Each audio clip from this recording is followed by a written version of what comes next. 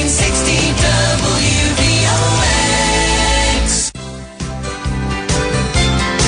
WVOX. Stay tuned now for Westchester Eye on the Radio with Peter Moses, John Sharan, and Ardina Seward on 1460 WVOX. Welcome, everybody, to Westchester Eye on the Radio. I can't hear anything right now. Okay.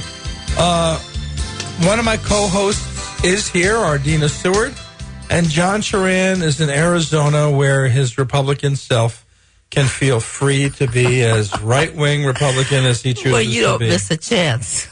Well, he is a right-wing Republican. He's a my country, right or wrong, no matter what kind of guy. That being said, we have a pretty special guest on today, someone who I'm really stoked to be meeting. Now, I know that the phrase is the darker the berry, the sweeter the fruit. The juice. But we have with us someone who's a very light-colored berry, and I think his juice is at least 100% organic. We have Ed. God, that was a horrible introduction. You got to do better than that, Moses. Okay, you do it then. Well, we have Ed Berry, who is the political... See, the word berry is there. Well, not as in Chuck, okay? But he's not... Well, he could be related. Who knows? But how about Raymond Berry, the old Baltimore Colt wide receiver? Well, I'm sure that they were all pro-environment. How about Walter Berry? Ed is the political chair of the help me out here, Lower Hudson Valley Sierra Club, and you are also part of the Atlantic chapter.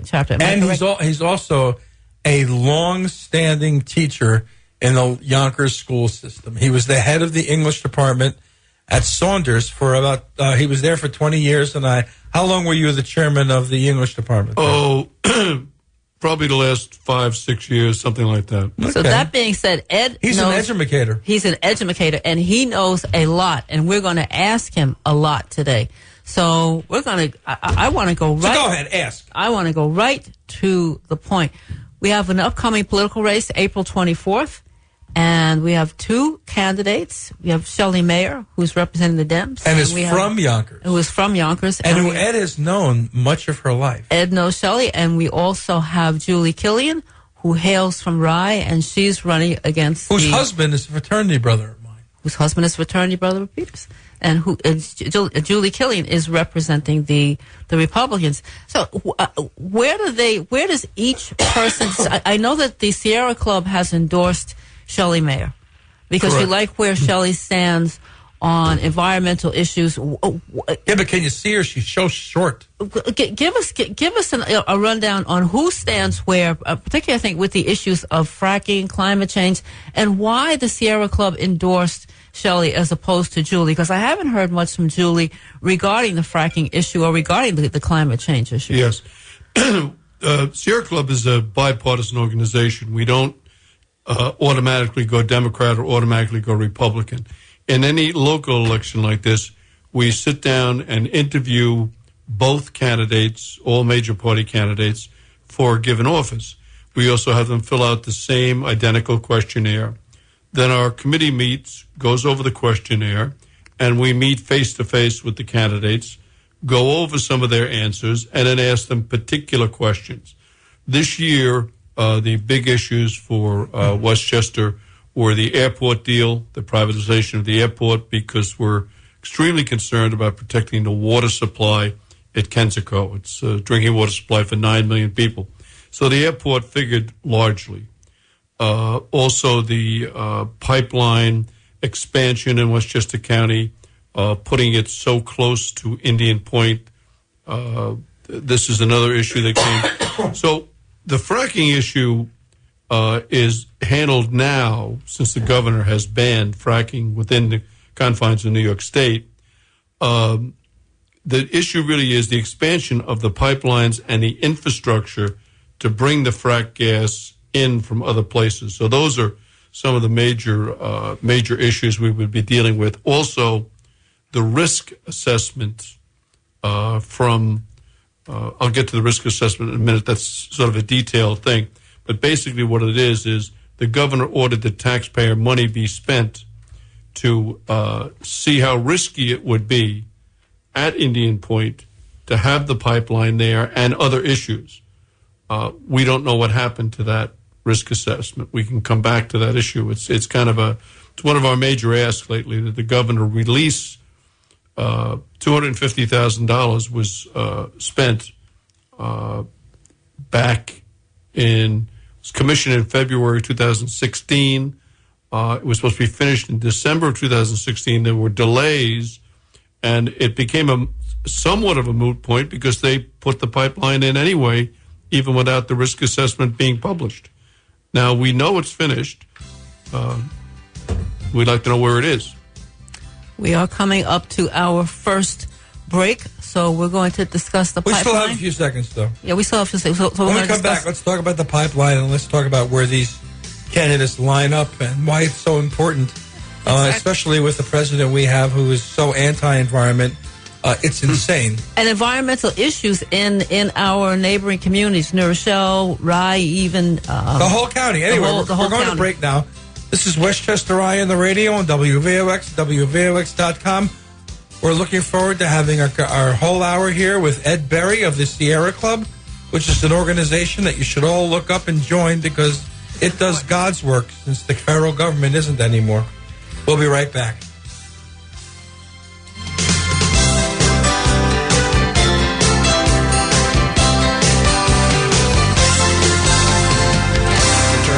Westchester Eye on the Radio with Peter Moses, John Sharan, and Ardina Seward on 1460 WVOX.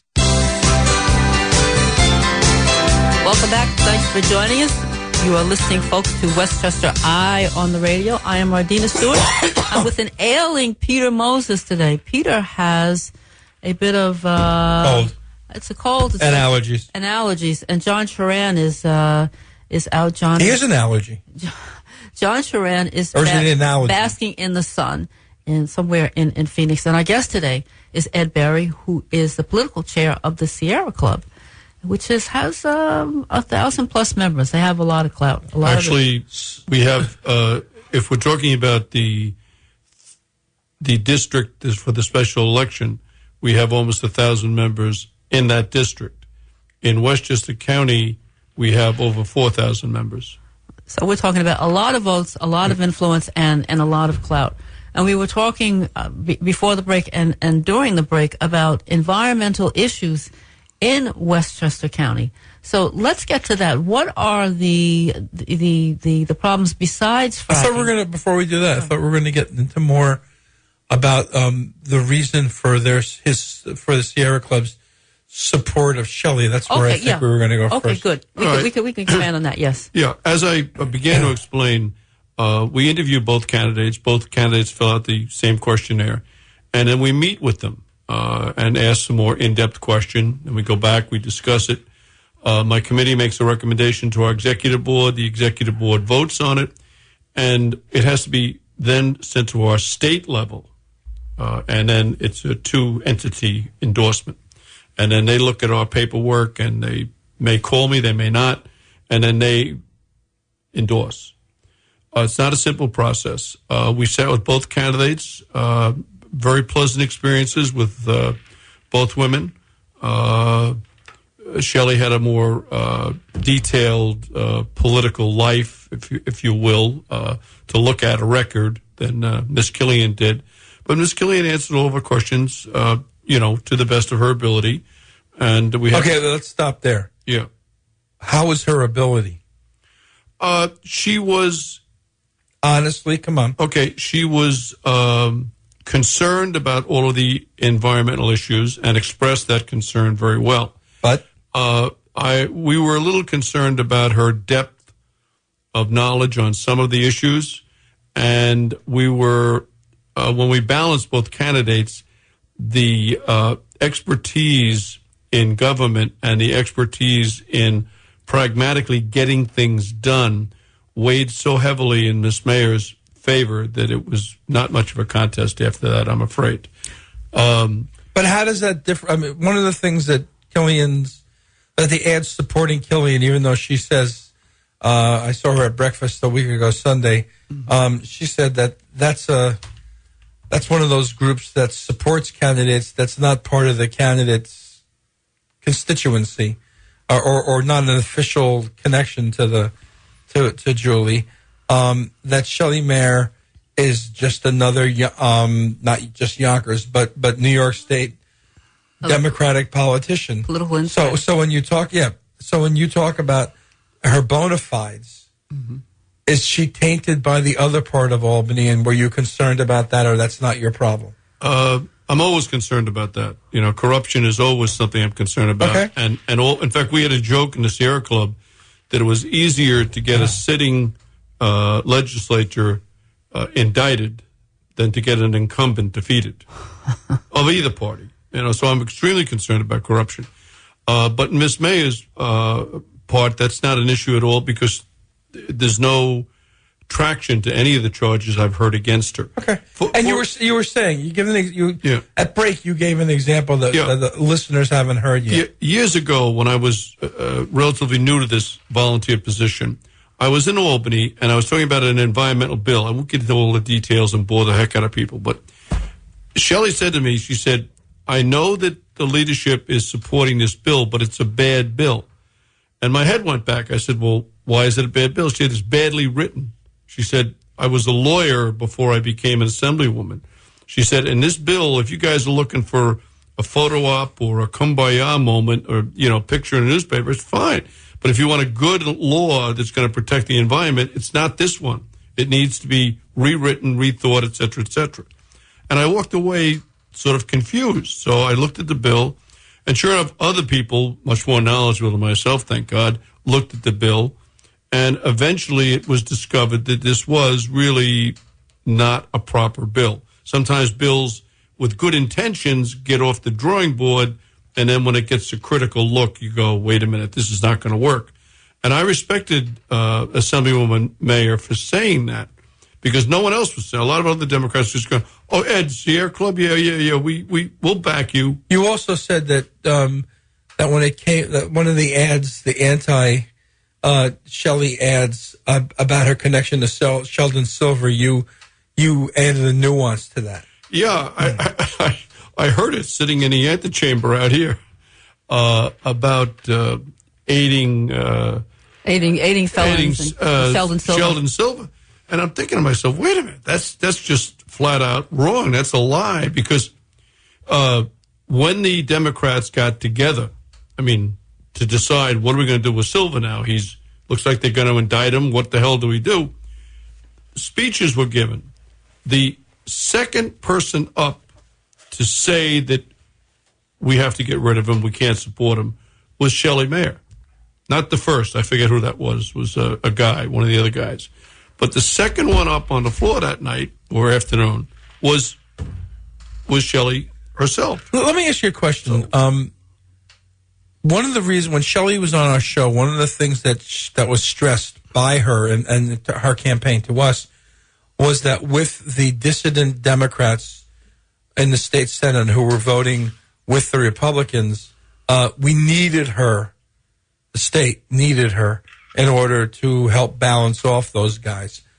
However, in the intervening weeks, the dissident Democrats have now rejoined the Democratic caucus, and so now that part of her campaign is much less important. Well, it is true that the governor announced that they're back. And that's helpful to your club and to the environment. We would hope so. As my grandmother used to say, the proof is in the pudding, though. We'll see what happens. We've heard this line before, and it didn't work out. So we'll see what happens. But the math is still the math. If Shelley isn't elected, the Democrats don't have the 32 votes they need. And there's still the problem of getting the independent Democrat, Simcha Felker, who caucuses with the Republicans. So I thought he wasn't anymore. No, he was trying to decide which side he was going to. Oh, he was straddling? Yeah, he was straddling. He's a man without any moral compass whatsoever. Simcha Felder, he's a creep. He's a really bad guy. He uses his yarmulke as a weapon, and you're talking to a 100% Jewish person who who knows these people, who knows him. I don't mean Jews. He knows these elected Jewish officials, and he's one of them. Anyway, this is Westchester Eye on the radio on WVOX and WVOX.com. We come back, we're going to continue with Ed Berry, and we'll talk about the environment and what the Trump administration is doing to denude it of all of its positive benefits. We'll be right back. Let's return now to Westchester Eye on the radio with Peter Moses, John Sharan, and Ardina Seward on 1460 WVOX. We are back into our second hour. Half hour. Second half hour. Thank you, Peter, for correcting me. And this is Westchester Eye on the radio, and I'm sitting beside my friend Peter, who is here coughing. And he has a cold, and he doesn't feel well today.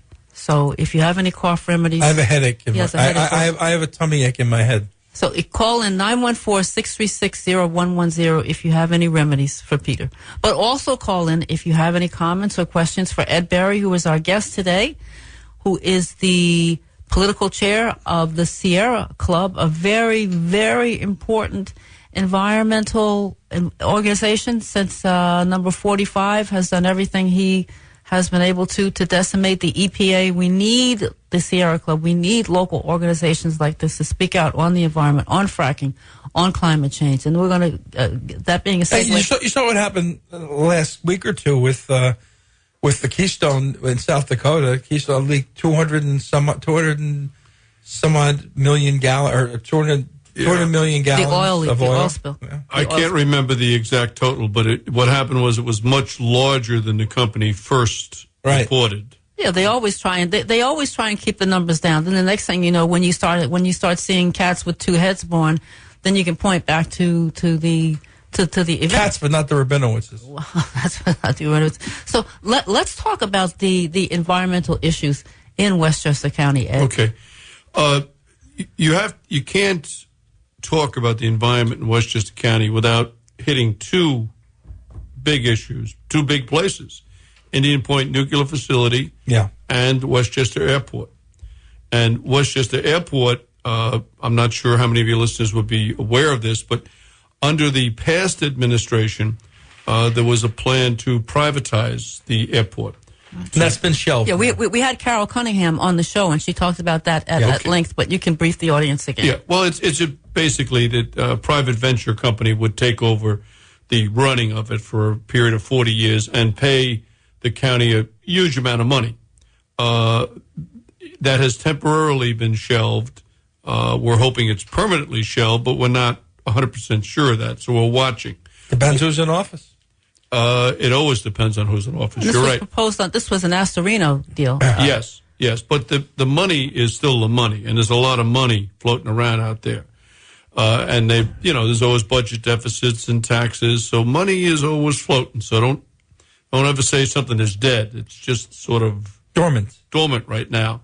One of the things about it is the fact that the airport sits here. You have 684, the highway, and then you have the drinking water supply for over 9 million people. Kensico. 85% of Westchester County gets their drinking water there, and all of New York City. A very encouraging note with the new administration is that they have gone back to testing and monitoring the groundwater at the airport. When the airport, Sierra Club has been involved in the airport since easily the 1980s. Very involved with lawsuits and management issues and observation, etc. People far more scientifically based than I am capable of being, have done a lot of research on these issues. They put in several testing wells, and they monitored, and it would cost money to put these wells in, and then the Astorino administration just stopped monitoring them. They just cut the budget line. So from 2011 to recently, they just stopped testing. So the new administration has undertaken to go back to monitoring and testing the groundwater. At least that's our understanding moving forward. That's an issue because PFOS and PFOA, if I've got those letters right, are two chemicals that were found at a facility on King Street near the airport. And the people in that building will put on bottled water, is my understanding. But You mean that private school that's right next to the It's not a river? private school. It's an office. It's a building. Okay. I forget the exact address. It's not on King Street. It's on the extra. It's on Old King Street or something else. Right. There's an annexed part of King Street that you have to go on the airport property to get to. King Street or something like that. Something like that. Yeah, I'm not exactly sure of the location. Yeah, that's what it is. Yes. Yeah. So the PFOS and the PFOA, we believe the chemicals come from some of the liquids that are used for firefighting. Some of the chemical retardants to put out fires, and we think they may have leaked when they're having training exercises or fire department exercises, something. I mean, it's a chemical that's used and it has a proper purpose, but you don't want it mixing with your water supply. No. So we're very encouraged by the new administration's commitment to testing that water and monitoring. For those who don't go to that part of Westchester very often, when you leave the airport to get on 684, if you're going that direction, the body of water that's on your right-hand side, if you're going south, is the Kensico Dam. Yep. I mean, it's right there. Yeah. I'm just curious. I remember years ago there was a study done on cancer clusters in Long Island because of environmental, and it turned out that there was a link between those cancers, I believe, and environmental conditions. I don't remember all the details, so forgive me.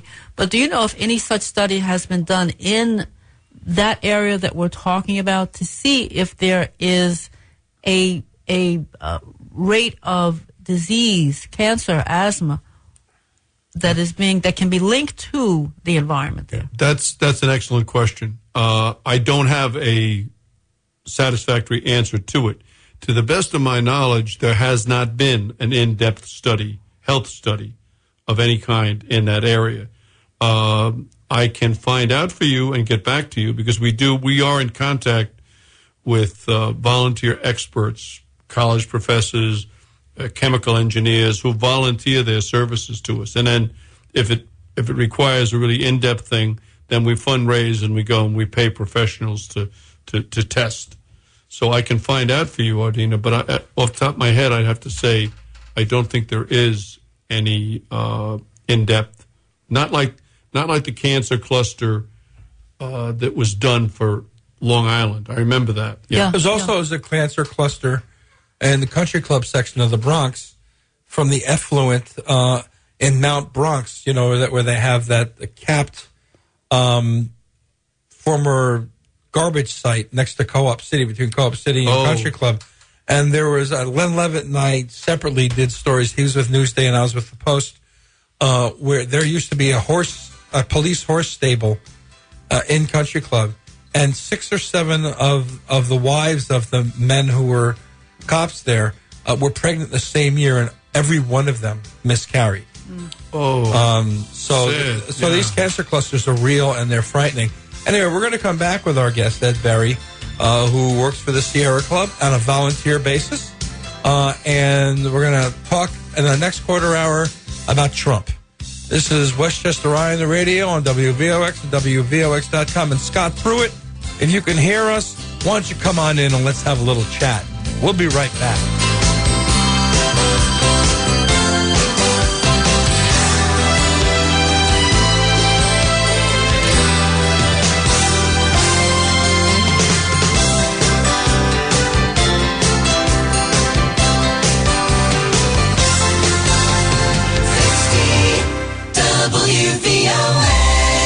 Let's return now to Westchester Eye on the Radio with Peter Moses, John Sharan, and Ardina Seward on 1460 WVOX.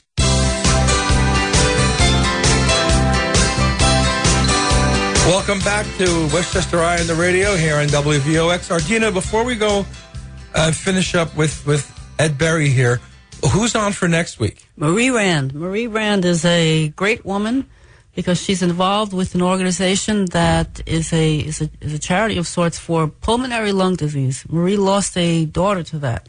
So she speaks from the heart. And, sounds like a downer show. But she's very upbeat. She's very positive, and she's helping a lot of people. Is she coming into the studio? She's going to be on the phone. On the phone. But she's a dynamic guest, and she's been involved in this for many, many, many years. So it's an important show. People should listen because it's a charity that doesn't get the kind of publicity that it should get. All the more reason for people to tune in. Thank you. Now, Ed, we're in our last few minutes here. The change in party in the White House and the fact that he's a totally anti-environmentalist president, and he appointed someone who hated the EPA, his previous incarnation, and he's proving to hate many people in the country, Scott Pruitt. That's made your organization particularly more important than it ever has been. I believe so. All the environmental organizations and grassroots groups are much more important now because you're not under the Obama administration. You were trying to persuade and point out the good points of various kinds of actions. Now it's an all-out assault on clean air, clean water on a federal level, and that fight is yet to be won. So that puts us back on the state level. The state level becomes much more important because I wouldn't say we've lost, but temporarily we can't count on the federal government to protect our environment, not under the current administration. So that means state laws and state regulations and state attitudes towards energy use, towards chemicals in our food and on our water become even more important. Which brings me to the next question. I think a lot of people see environmental issues in the abstract. So for the common man on the street, the guy who comes home from work after 8 hours, sits on his couch, pops open a can of Bud, why should he be concerned about the environment? That's a great lead-in. It's a great lead-in because it's the future. It literally is the future of your children and your grandchildren. The air they're going to breathe, and the water they're going to drink. Let's take water for an example.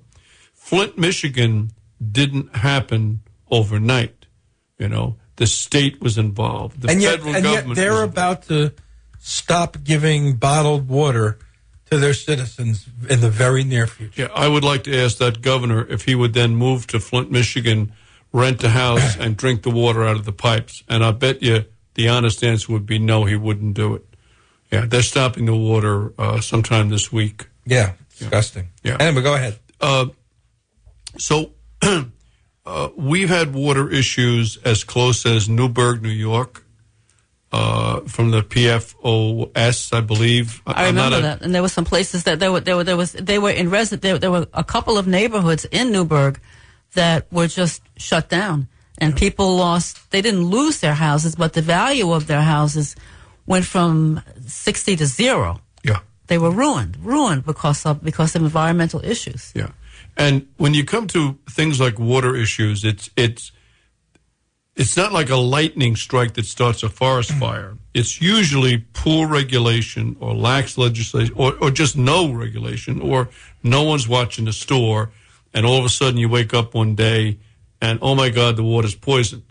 Well, it doesn't happen like that. It happens over the course of time. So what people have to do is they have to be conscious of where their tax money is going. Is it going into building good water infrastructure for the future? You come home, you pop the beer, you put the TV on. I've done all that stuff myself. But at the end of the day, as a responsible citizen, you got to also think, well, wait a minute. Where's this clean water going to come from if we don't hold their feet to the fire to protect the water? And if I recall, that issue in Newburgh was in the proximity of Stewart Air Force Base, was it not? It was.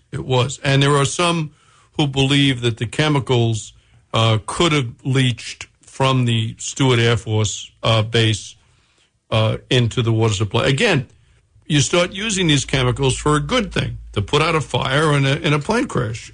It's a good thing. You're saving lives, hopefully. Except this is for training purposes. It is usually for training purposes, yeah. And then unintended consequences, The chemical itself is extremely dangerous and apparently somewhat easily migrates. Again, I'm not a scientist, so I'm not sure how this happens, but seems to easily migrate into groundwater. And then you have a problem. Would bring the problem at the airport, you also have de-icing fluid. The more flights you have, the more frequent they go out, the worse the winters are, the more de-icing fluid you have.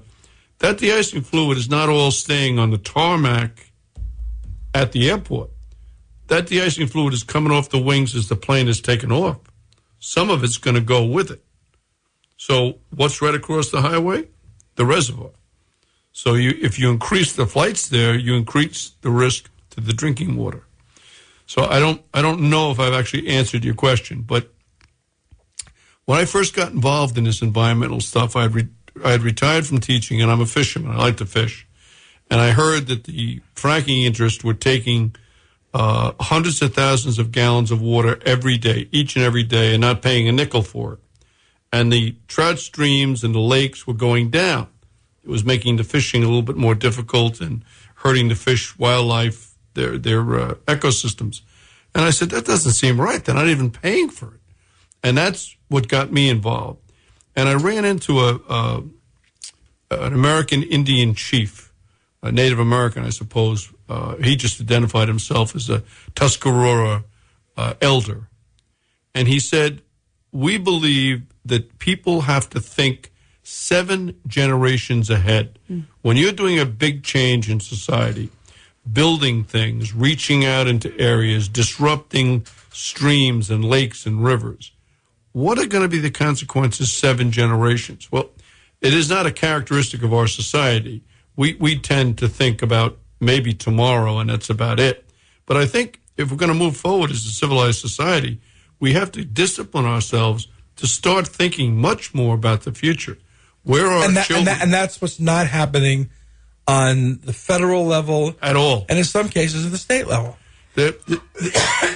On the state level, we do get a lot of pretty speeches. We get better speeches on the state level than we do on the federal level. The federal level is a no-go for the administration. I mean, there are some... And yet fracking is still an issue. It is an issue, which means that we're getting into the final minute of the show. But people who are interested in the Sierra Club and they want to join or they want more information, where can they get that information? All right, they can Google, if they just Google Lower Hudson Sierra Club, our website will pop up. It's lowerhudsonsierraclub.org, O-R-G. And our webpage is there. It announces our meetings. We have public meetings once a month at every second Wednesday on the Greenberg Nature Center. Oh, we're going to have to go now, so and that's good. You heard it, folks, so get involved and tune in next week. We will talk with Marie Rand and hope to hear from you then. Everybody have a great week. It's going to get warm the end of the week. Spring may actually be here for the first time.